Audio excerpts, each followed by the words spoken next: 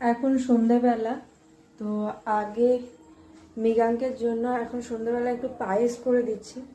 তো টিফিনে মৃগাঙ্কে কী দেবো সেই ভাবছিলাম, তাহলে একটু পায়েস করে দিই।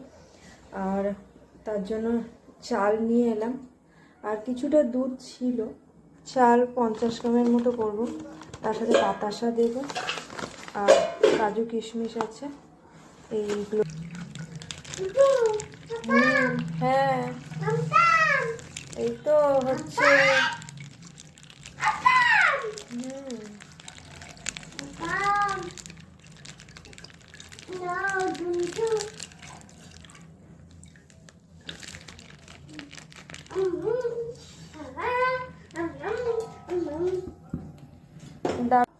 এরকম করে খেতে ভালো লাগছে?